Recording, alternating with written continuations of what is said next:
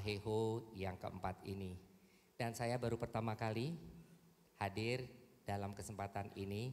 Sebetulnya saya agak kurang yakin apakah saya boleh masuk bisa matching sama teman-teman, Bapak Ibu dan saudara-saudari sekalian. Tetapi satu pikiran saya, hati saya ada bersama-sama dengan Pak Mo yang jarang sekali saya bisa bergabung dengan mereka.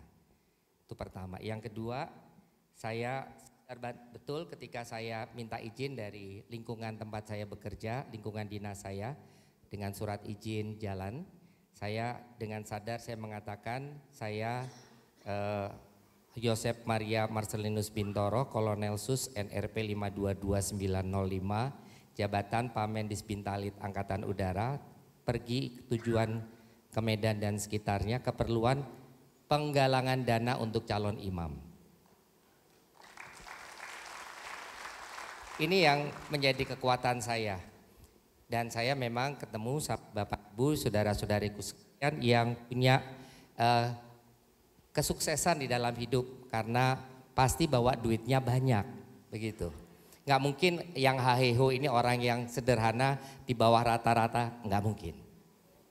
Lalu saya mulai melihat ketika jalan di Tomok, ketika ikut berjalan ke wisata di sana, lalu ada kegiatan joget-joget dan kemudian gale-gale dan kemudian mulai menyaurkan uang, kayaknya uangnya nggak berseri ya, banyak banget gitu ya.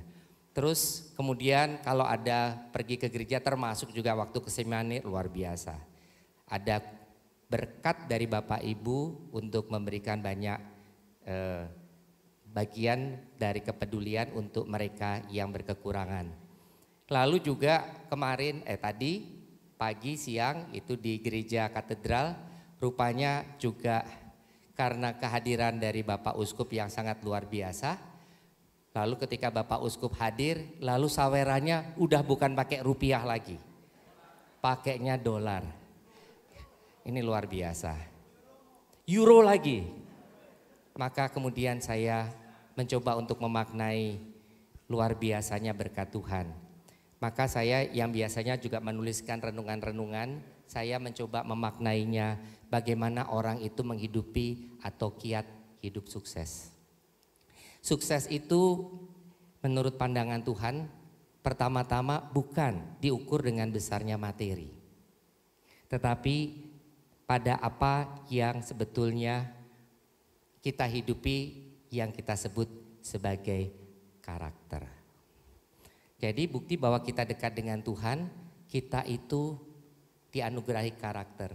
Dalam bahasa kitab suci itu adalah manusia dikaruniai roh. Apa yang menjadi karunia-karunia roh itu tentu kita sudah tahu. Tapi bagi saya yang juga 23 tahun mengabdi dalam pendidikan calon perwira pembentuk mereka untuk mengabdi negara dalam masa depan Republik Indonesia ini, di Akademi Angkatan Udara, saya tidak hanya mengajar tetapi mendidik, bukan transfer of knowledge tetapi lebih transfer of value, nilai, karakter. Dan karakternya apa?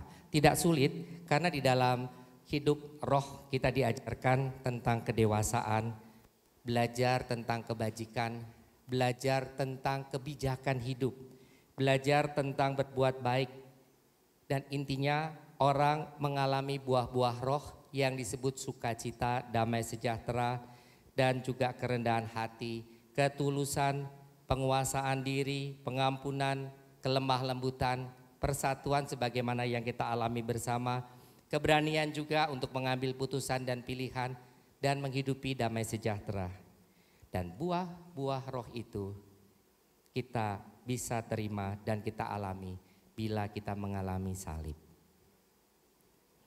Dan salib ini tadi kita rasakan dari apa yang di-sharingkan oleh Dr. Yakob bersama Ibu Angeline.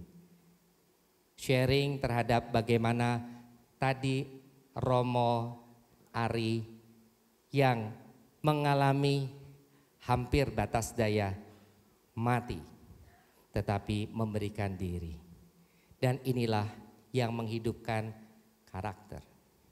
Maka singkat saya mau menutup refleksi ini dengan ketika kita lalu masuk ke desa Tomok, kita diajak untuk masuk itu mari sukseskan. Kalau orang itu kiat sukses, itu kita harus sukseskan, mari sukseskan desa dengan salib. Paling gampang, kalau kita diajak untuk masuk desa, kita diajak juga mari sukseskan hidup kita dengan salib. Dan di akhir, Bunda Teresa yang sudah menjadi santa mengajak kita semua untuk menghidupi bukan dengan kesuksesan, tetapi dengan setia. Dan kami para Romo juga mohon didoakan agar kami tetap melayani setia sampai akhir hayat.